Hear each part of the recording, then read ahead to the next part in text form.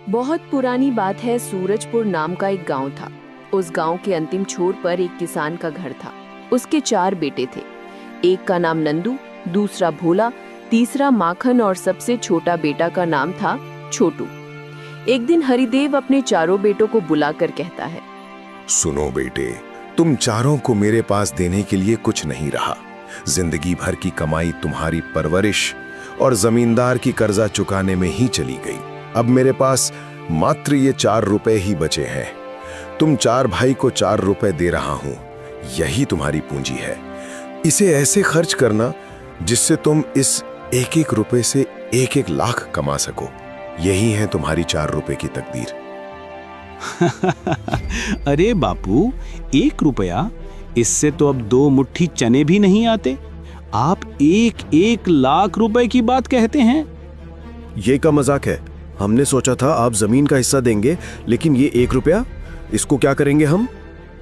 बेटा, जमीन तो जमींदार के पास गिरवी है। तुम में से जो भी जमींदार को 10,000 रुपए देगा, वो जमीन मैं उसके नाम कर दूंगा। आपको शर्म आनी चाहिए पिताजी। ये सिर्फ 1 रुपया, भला इस 1 रुपए में क्या होगा?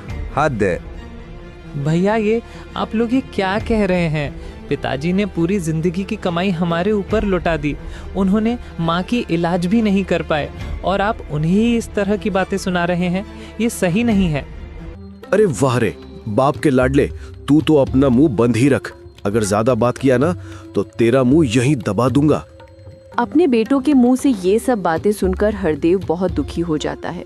अचानक दौरा पड़ा और वो वहीं पर गिर गया। छोटू पिताजी के पास बैठ गया, पर तीनों भाई वहीं से चले जाते हैं। छोटू पिताजी के चेहरे पर पानी छिड़कता है।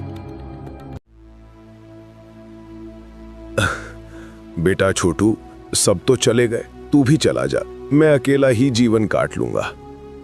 बाबा, आप चिंता ना करें, आप मेरे साथ रहेंगे।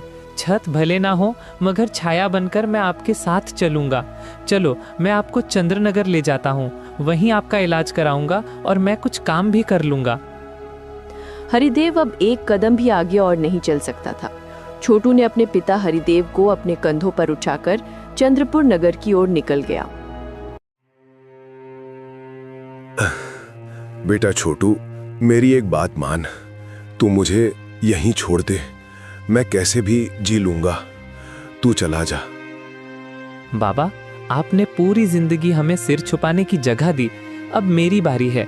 जहां आप होंगे वहीं मेरा घर होगा। छोटू और हरिदास अपने